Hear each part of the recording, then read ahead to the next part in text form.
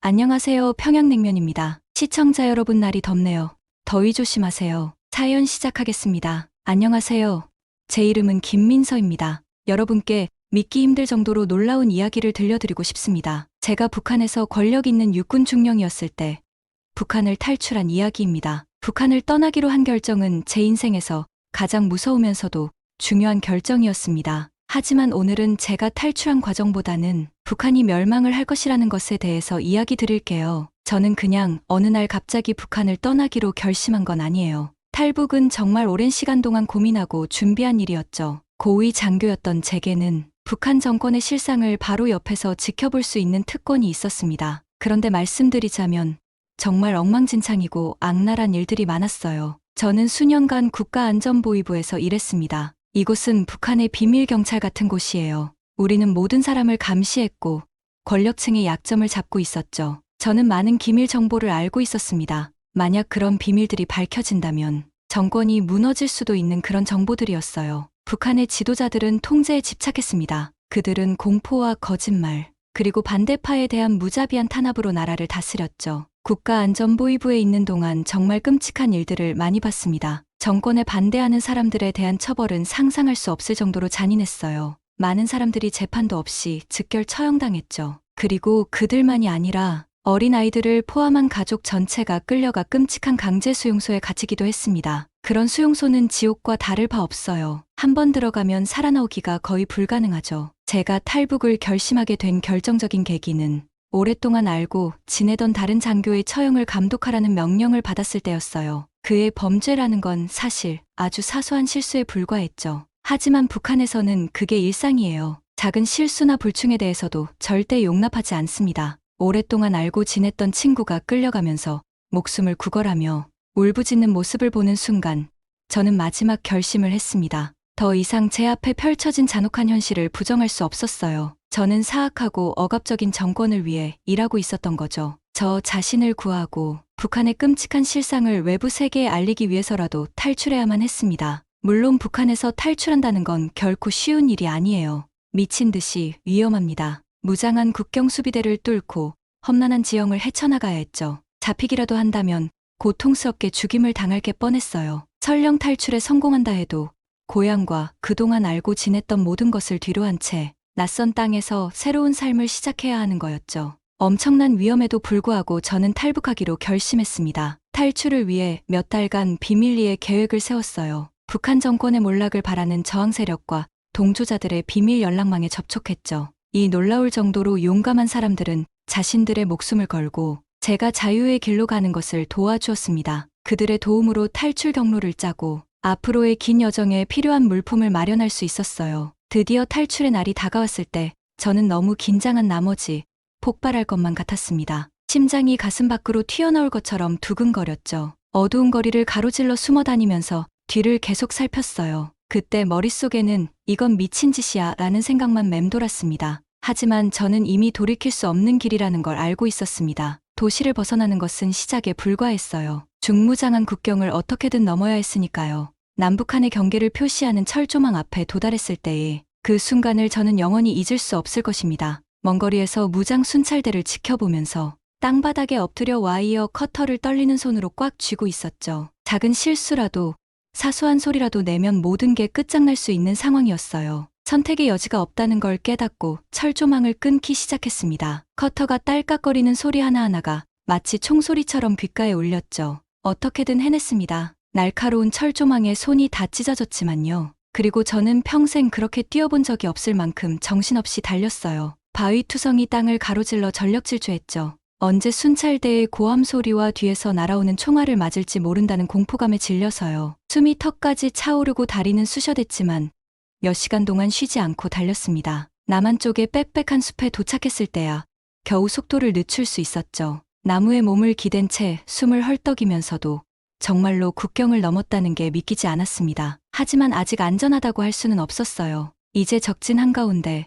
홀로 남겨진 거나 다름없었으니까요. 남한 당국에 발각되면 스파이로 오해받아 감옥에 갇힐 수도, 심하면 북송당해 확실한 죽음을 맞이할 수도 있었죠. 반군 동맹의 도움을 받아 남한 정보기관 본부까지 몰래 가야만 했습니다. 경찰과 군대를 피해 은신하고 한 곳에 오래 머물지 않으며 긴장된 나날을 보내야 했죠. 마침내 중무장한 기관의 정문에 도착해 제 신분을 밝혔을 때 안도감과 탈진감에 그대로 쓰러질 뻔했습니다. 드디어 해냈다는 생각이 들었어요. 자유를 얻은 거죠. 여러분의 삶의 모든 부분이 엄격하고 잔인한 정부에 의해 통제되는 곳에서 사는 것을 말이에요. 여러분이 무엇을 먹고 어디에서 공부하고 무슨 일을 하는지, 심지어 여러분 머릿속에서 어떤 생각을 하는 것까지 다 통제되는 거죠. 자유도 없고 선택권도 없고 탈출구도 없어요. 무서운 악몽 같지 않나요? 그런데 그게 바로 북한에서의 삶이에요. 저는 높은 계급의 군 장교였기에 일반 시민보다는 훨씬 많은 특권을 누렸지만 그럼에도 매일 정권의 숨막히는 통제를 느꼈어요. 평양에선 저 같은 엘리트들이 살았기에 조금 더 안락하고 호화로웠죠. 하지만 우리는 여전히 화려한 감옥에 갇힌 죄수였다는 걸 명심하세요. 도시의 빛나는 마천루와 고급 레스토랑 바로 바깥에는 보통 사람들이 그저 살아남기 위해 매일 고군분투하고 있었어요. 가난이 만연했고 많은 가족이 정부에서 겨우 나눠주는 배급으로 근근히 살아가고 있었죠. 종종 사람들이 쌀 한 줌이나 감자 몇 개를 얻기 위해 몇 시간씩 추위 속에서 줄을 서 있는 모습이 보였어요. 가슴이 아팠죠. 지도층이 좋은 음식과 자원을 몽땅 차지하고 있다는 걸 알면서도요. 가장 슬픈 건 끊임없는 굶주림이 아이들에게 미치는 영향을 보는 것이었어요. 많은 아이가 심각한 영양실조에 걸려 앙상한 팔다리와 부풀어 오른 배를 갖고 있었죠. 아이들은 너무 약하고 지쳐서 학교에서 제대로 배울 수 없었어요. 하지만 당연히 정부는 문제가 있다는 걸 절대 인정하지 않았죠. 외국 방문객을 위해 행복하고 통통한 아이들이 노래하고 춤추는 거대한 쇼만 열었을 뿐이에요. 참 끔찍한 거짓말이었죠. 북한에서 자라면서 처음엔 자신이 얼마나 세뇌되고 있는지 깨닫지도 못한답니다. 태어나는 순간부터 김씨 일가가 의심하지 말고 경배하고 복종해야 하는 신과 같은 존재라고 배우거든요. 북한이 지구상에서 가장 위대한 나라이고 미국과 서방이 북한을 파괴하려는 악한 괴물이라는 가짜 역사를 배우죠. 어릴 때 우리는 깃발을 흔들고 위대한 수령님 찬양 구호를 외치며 몇 시간씩 서 있어야 하는 대규모 집회에 참석했던 기억이 나요. 아이 때도 마음 깊은 곳에선 뭔가 잘못됐다는 걸 알았지만 그 어떤 말도 꺼내기가 너무 무서웠죠. 당의 노선에 의문을 품거나 스스로 생각하는 걸 가미한다면 온 가족과 함께 수용소에 끌려갈 위험이 있었으니까요. 벽에도 귀가 있었고 가장 가까운 친구조차 정부 밀고자일 수 있었어요. 군 장교가 되면서 저는 우리의 완벽한 사회주의 낙원에 허울이 벗겨지는 걸 점점 더 많이 보게 되었죠. 부패가 만연했고 고위 관료들은 뇌물을 받고 사치스럽게 살았어요. 보통 사람들이 굶주리는 동안 말이죠. 최고 지도자의 눈 밖에 난 사람들의 숙청과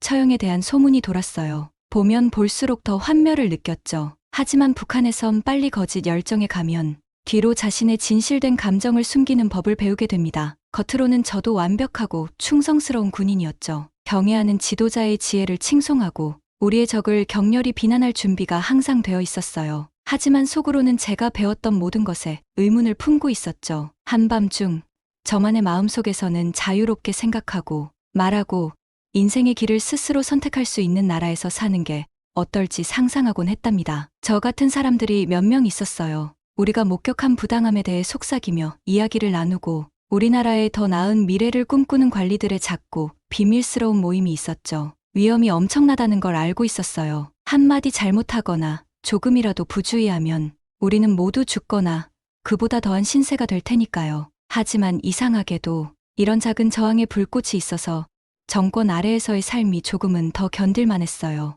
어쩌면, 정말로 어쩌면 변화가 가능하다는 희망을 주었죠. 그러나 저는 저항할 힘이 대부분의 북한 사람들에겐 특권이라는 걸 절실히 깨닫고 있었어요. 평범한 시민들에게 끊임없는 공포와 억압에서 벗어날 방법은 없었거든요. 아주 작은 불복종의 기미조차도 무자비한 처벌을 받았죠. 심지어 사람들의 가정 안에 있는 벽과 가구조차도 국가가 승인하지 않은 행동을 취하는 걸 물리적으로 불가능하게 만들도록 설계되어 있었어요. 여러분 자신의 방을 원하는 대로 꾸밀 수 없고 궁금한 책을 마음대로 읽을 수 없다는 걸 상상할 수 있나요? 북한에는 사생활이나 개인적 선택이 없어요. 모든 결정은 정해져 있고 살아남고 가족을 안전하게 지키고 싶다면 조금이라도 벗어나는 건 애초에 선택지가 될 수 없죠. 자유로운 사회에서 자란 사람이라면 이해하기 어려울 정도로 통제가 심해요. 그리고 그게 문제예요. 다른 걸 모른다면 억압적인 체제를 정상으로 받아들이기 쉽거든요. 북한 아이들은 자기 삶이 디스토피아적 악몽이란 걸 알고 태어나지 않아요.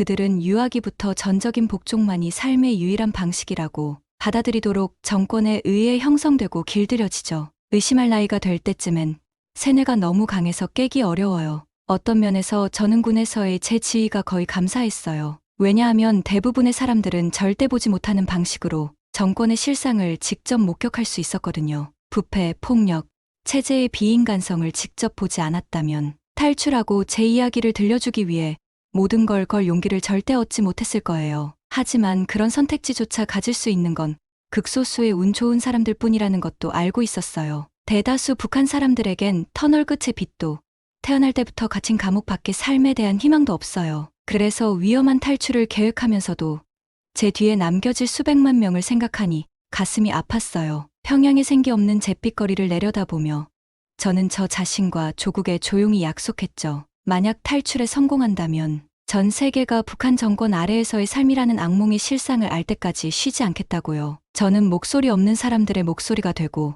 억압받는 이들의 투사가 될 거예요. 어떻게, 언제가 될진 몰랐지만 어떻게든 지구상에서 가장 어두운 곳 중 한 곳에 빛을 비출 방법을 찾아낼 거라고요. 여러분, 전화기 놀이 해보신 적 있으신가요? 한 사람이 옆 사람에게 메시지를 속삭이면 그 사람은 다음 사람에게 전달하고 마지막 사람이 그 메시지를 크게 말하는 거죠. 그런데 보통 최종 메시지는 처음 사람이 말한 것과 완전히 달라져 있습니다. 왜냐하면 전달 과정에서 작은 변화들이 생기기 때문이에요. 자, 이제 상상해보세요. 만약 그 놀이를 주도하는 사람들이 일부러 메시지를 바꿔서 모두를 속인다면 어떨까요? 참 엉망진창이겠죠? 그게 북한에서 선전선동이 작동하는 방식과 비슷해요. 북한 정부는 모든 정보를 완전히 통제하고 있어요. 그들은 주민들이 보고, 듣고, 읽는 모든 것을 관리하죠. 마치 가짜 세상을 만들어 놓은 것 같아요. 김씨 일가가 잘못할 수 없는 완벽한 슈퍼히어로처럼 묘사되고 북한이 지구상에서 최고의 장소인 것처럼 말이에요. 하지만 사실은 그건 모두 커다란 거짓말이에요. 제가 고위 관료로 일했을 때 제 업무 중 하나는 이런 거짓말을 퍼뜨리는 것이었어요. 우리는 가짜 뉴스를 만들고 사진을 조작하고 우리 지도자들이 얼마나 위대한지 그리고 나머지 세계가 얼마나 끔찍한지에 대한 말도 안 되는 허풍을 지어냈죠. 마치 끝없는 반대날을 책임지는 것 같았어요. 위가 아래고 거짓말이 진실이 되는 그런 날 말이에요. 정부에 대해 나쁜 말을 하거나 쓰거나 심지어 생각조차 하지 못하도록 감시하는 것이 1인 특별팀이 있었어요. 그들은 모든 신문을 읽고 모든 라디오 방송을 듣고 모든 TV 프로그램을 시청하며 그것들이 당의 노선을 따르는지 확인했죠. 누군가 감히 공식 발표에 의문을 제기하거나 승인되지 않은 말을 하면 정말 큰일 납니다. 잡혀서 영원히 돌아오지 못할 수도 있고요. 한 번은 대학생 몇 명이 몰래 외국 라디오 방송을 듣다 걸린 적이 있었는데요. 그 아이들은 그저 북한 밖의 삶이 어떤지 궁금해서 그랬던 거예요. 하지만 정권의 눈에는 그게 심각한 범죄였죠. 그 불쌍한 아이들은 모든 학교 앞에서 끌려나와 공개적으로 망신을 당했어요. 그리고는 퇴학당하고 처벌로 탄광해서 일하게 되었죠. 그 가족들도 블랙리스트에 올라 일자리와 집을 잃었어요. 그저 진실을 알고 싶어 했다는 이유로 말이에요. 그런 순간들이 제가 하고 있던 모든 일에 대해 의문을 갖기 시작하게 만들었어요. 어떻게 그렇게 잔인하고 불공정한 체제에 동참할 수 있었을까요? 그런데 만약 제가 반항하면 전 그 학생들과 같은 운명을 맞이할 거라는 걸 알고 있었어요. 그래서 저는 양심의 가책을 느끼면서도 고개를 숙이고 제 일을 계속했죠. 정말 미친 것은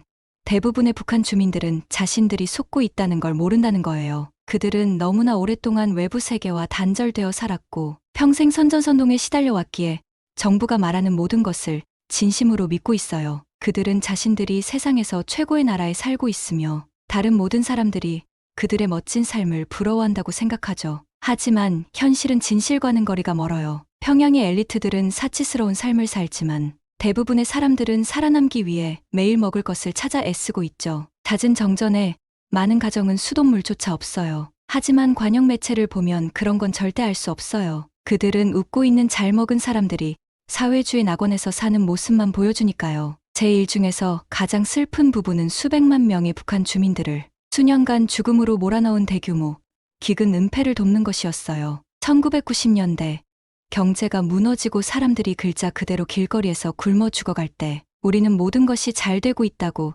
전 세계에 알리라는 명령을 받았죠. 우리는 배고픔으로 쓰러지는 아이들의 모습은 보이지 않는 곳에서 가짜 식료품 가게를 차려놓고 웃기지도 않는 사진 촬영회를 열었어요. 그런 거짓말에 동참하는 것은 참 역겨운 일이었어요. 그런데 동시에 우리가 왜 그렇게 했는지도 이해가 되더군요. 정부는 진실이 알려지면 반란이 일어날까봐 두려워했던 거예요. 그들은 국민들을 어둠 속에 가두고 그들의 고통이 정상적이고 국가를 위해 필요하다고 믿게 만드는 것이 바로 자신들의 권력을 유지하는 데 달려있음을 알고 있었죠. 거짓말의 대상은 북한 주민들만이 아니었어요. 정권은 북한을 방문하는 외국인들을 속이는 데에도 정말 능숙했죠. 그들은 모든 것이 완벽해 보이고 모두가 행복해 보이는 포템킨 마을을 만들어냈어요. 방문객들은 정부가 보여주고 싶어 하는 것만 보도록 철저하게 계획된 투어에 동행했죠. 그리고 그들은 본국으로 돌아가 자신들이 속았다는 사실도 모른 채 북한이 얼마나 훌륭한 곳인지에 대해 찬사를 보내는 기사를 썼어요. 한편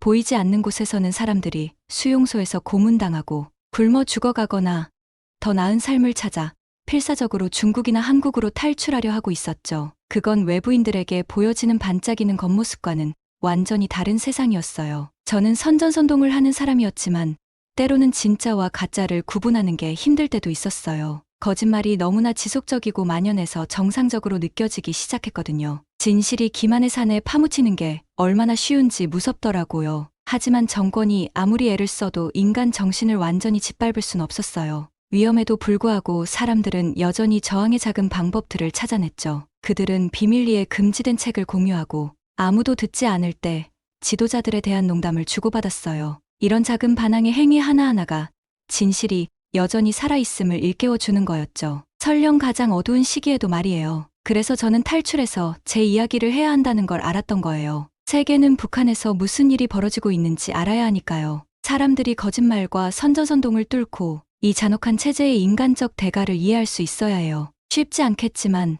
진실을 밝히는 것을 원치 않는 이들의 반발에 부딪힐 거라는 걸 알아요. 하지만 탈북자로서뿐만 아니라 북한 같은 곳에 대해 들으면 그냥 지도에 있는 또 다른 나라라고 생각하기 쉽습니다. 하지만 현실은 그곳에 사는 사람들이 상상하기 어려울 정도로 고통받고 있다는 겁니다. 그리고 가장 슬픈 건 이런 일이 일어날 필요가 없다는 거죠. 잔인하고 이기적인 정부의 선택 때문에 고통과 역경이 생기는 겁니다. 정권의 최악의 점 중 하나는 그들에게 반대하는 사람들을 대하는 방식입니다. 그들은 위협으로 여기는 사람들을 보내는 관리소라는 특별 수용소가 있습니다. 그리고 목소리를 낸 사람뿐만 아니라 잘못한 게 없는 어린 아이들까지도 가족 전체가 잡혀가는 경우가 많습니다. 저는 일 때문에 이런 수용소 몇 곳을 가봐야 했는데 거기서 본 광경이 아직도 저를 괴롭힙니다. 상황은 끔찍함을 넘어섰습니다. 수감자들은 굶주리고 병들고 쓰러질 때까지 일했습니다. 경비원들은 잔인했고 작은 실수에도 사람들을 때리고 고문했죠. 마치 공포 영화에서 나온 것 같았지만 현실이었습니다. 거기서 만난 한 여성이 기억납니다. 영양실조로 피골이 상접하고 머리카락이 빠져나간 상태였죠. 남편이 중국으로 탈출하려 했기 때문에 수용소에 보내졌다고 했습니다. 그 계획에 대해 몰랐지만 벌을 받고 있었던 거죠. 어린 자식들도 수용소에 있었고 힘든 노동을 강요당하고 있었습니다. 그 여인의 눈에 깃든 고통을 보는 게 너무 마음 아팠습니다. 하지만 수용소가 아무리 끔찍해도 그건 정권이 초래한 고통의 일부에 불과했습니다. 수용소에 있지 않은 사람들에게도 북한에서의 삶은 믿을 수 없을 만큼 힘겨웠죠. 대부분 사람들은 먹을 게 부족했고 많은 아이들이 굶주렸습니다. 정부는 군대와 지도자들을 위한 화려한 것들에 모든 돈을 쓰는 동안 일반 국민들은 배고픔에 시달렸습니다. 제가 북한 전역을 다니면서 이런 모습을 곳곳에서 봤습니다. 평양 외곽의 빈곤은 충격적이었죠. 사람들은 난방이나 수도도 없는 판잣집에서 살고 있었습니다. 뼈가 앙상할 정도로 말랐던 모습이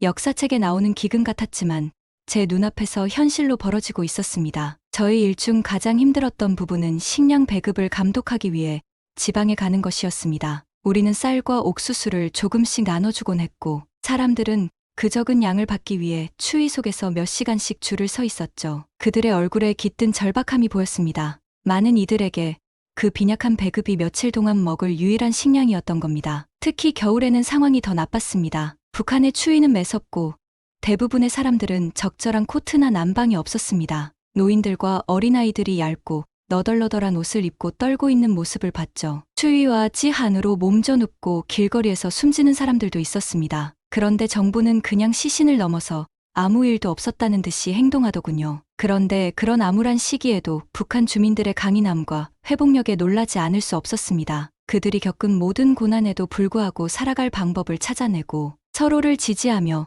가능한 곳에서 작은 기쁨의 순간들을 발견했습니다. 생존에 필요한 물건들을 거래하고 물물 교환하는 비밀 시장들이 있었죠. 종교가 엄격히 금지되었지만 사람들이 모여 기도하고 찬송하는 지하 교회도 있었습니다. 밤늦게 조그만 불 주위에서 속삭이는 농담과 이야기는 인간 정신을 완전히 꺾을 순 없다는 사실을 상기시켜 주었습니다. 제가 만났던 한 외딴 마을의 가족이 생각납니다. 작은 오두막에서 살며 약간의 열악한 농작물로 연명하는 형편이 거의 아무것도 없는 상황이었지만 서로에 대한 사랑이 넘쳐났습니다. 부모님은 아이들이 조금이라도 더 먹을 수 있도록 굶주림을 감수하셨죠. 밤에는 따뜻함을 위해 꼭 껴안고 아버지는 잠시나마 현실에서 벗어날 수 있게 아름다운 이야기들을 지어내곤 하셨습니다. 그 가족의 유대감과 서로를 위해 희생할 줄 아는 마음을 보면서 암울한 세상 속에서도 희망의 불씨를 발견할 수 있었습니다. 동시에 화가 났습니다. 정부가 어떻게 그렇게 잔인할 수 있는지, 자국민의 삶에 그렇게 무관심할 수 있는지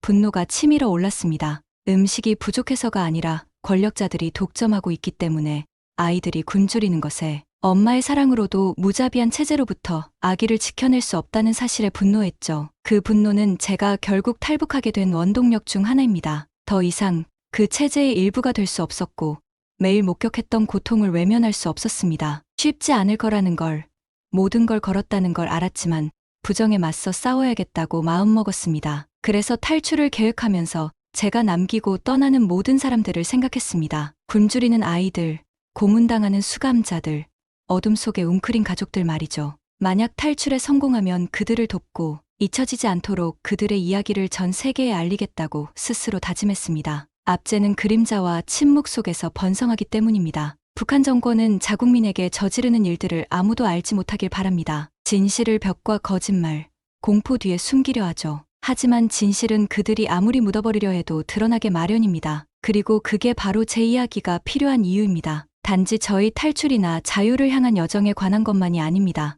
어둠 속에 빛을 비추고 목소리 없는 이들에게 목소리를 주는 것에 관한 이야기입니다. 잔혹함과 압제가 인간에게 어떤 대가를 치르게 하는지, 그리고 상상할 수 없는 역경 앞에서도 인간 정신이 얼마나 놀라운 회복력을 발휘하는지 세상에 보여주려는 것입니다. 제 말 한마디로 당장 상황이 바뀌진 않을 거라는 걸 압니다. 하지만 제 이야기가 단 한 사람이라도 관심을 갖게 하고 행동하게 만들며 옳은 일을 위해 목소리 높이게 한다면 그 모든 고통과 역경이 헛되지 않을 것입니다. 결국 어둠과 싸우는 유일한 방법은 빛이 되는 것이니까요. 그리고 그건 제가 남은 인생 동안 계속할 사명이 될 것입니다. 시청해주셔서 감사합니다. 지금까지 평양냉면이었습니다. 시청자 여러분 항상 건강하세요.